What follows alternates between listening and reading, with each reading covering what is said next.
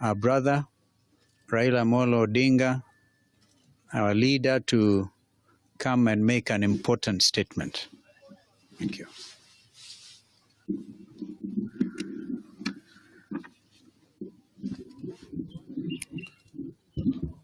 Ladies and gentlemen, this is a statement by Azimio la Umoja One Kenya coalition on the launch of a digital signature platform. And I just want to announce, before I read the statement, that this platform is now up and running, and any Kenyan, wherever they are, you can just go to www.tumechoka.com and you will be able to access it.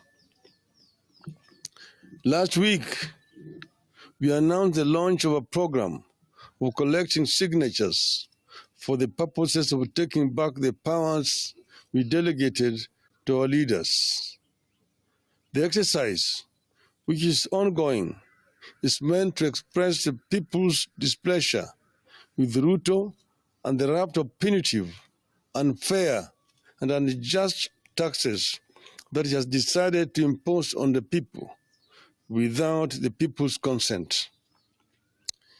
This is part of the campaign of resistance, the civil disobedience and citizens' actions that we have decided to pursue to force Ruto and his regime to respect and listen to the people. The Finance Act 2023 clearly exposed the fact that our leaders have decided to take instructions from the executive, and the executive has decided to pursue its own wishes, regardless of what the people feel or say.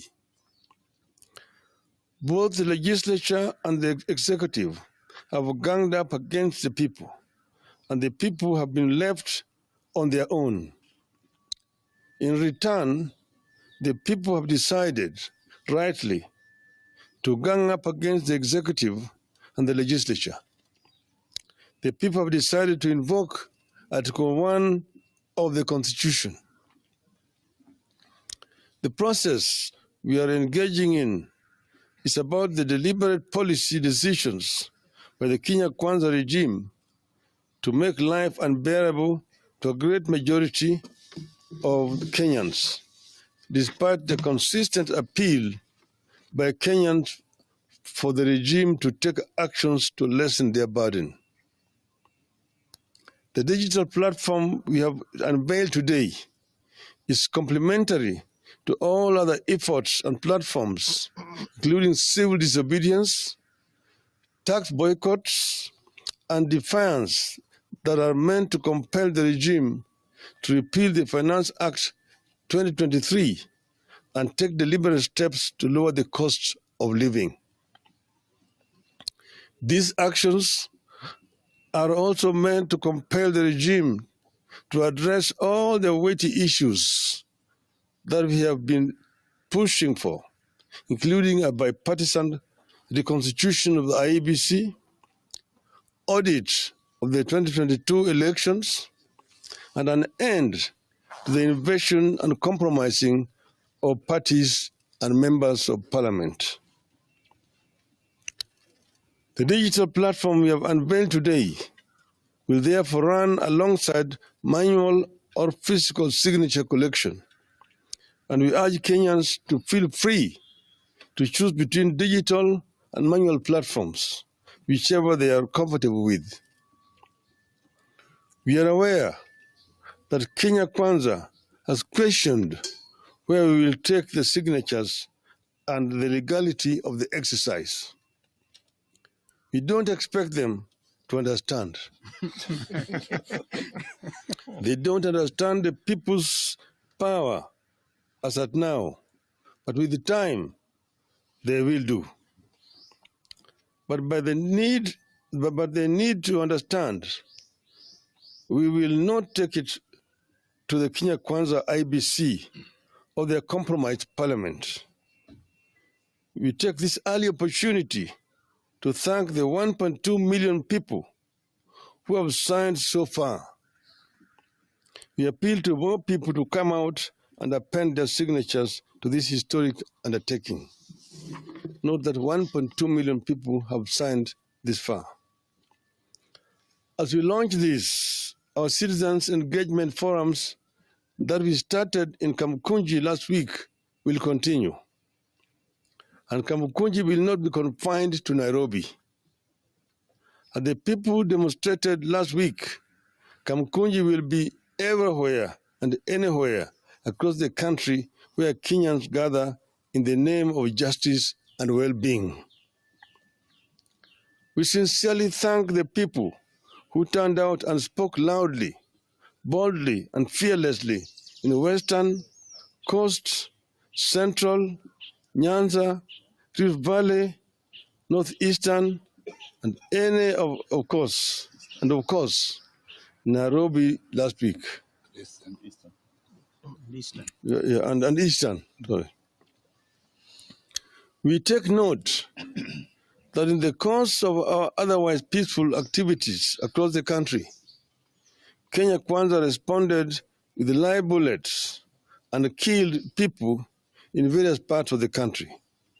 In Nairobi, there was an attempt to assassinate the Right Honorable Raila Odinga, yours truly. We know they are getting it very wrong and missing the point that what Kenyans have started is a self-propelling movement. It has never been and will never be about an individual. Just like the assassination of Martin Luther King Jr. or the detention of Nelson Mandela did not stop the march for civil rights and freedom in the USA and South Africa, and that of Mahatma Gandhi in India. No amount of shooting, tear gas, or even assassination will stop the march of history in this country. However, we intend to move to court and institute prosecution against individual officers who are involved in unconstitutional and illegal actions against protesters in the course of our activities. Our activities are protected by the Constitution. By resorting to civil disobedience and protests, we can't be wrong unless the law itself is wrong. Kenyans must never be made to believe that they are wrong when they protest. We therefore ask Kenyans to film, photograph, and record all those police officers who shoot at or in any other way hurt protesters in the course of our activities. Such officers are acting in disregard for the Constitution, and we must make them pay for their illegal activities. We are back tomorrow at Kamukunji, Nairobi, and Kamukunjis elsewhere and everywhere across the country.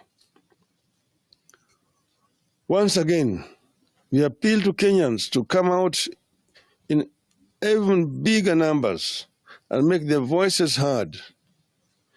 With time, Ruto will respect Kenyans. What we started last week was only the first wave. Tomorrow, we must return with an even greater force and in greater numbers. And we must keep doing this until Ruto listens and respects Kenyans. Finally, and most importantly, let us stay united.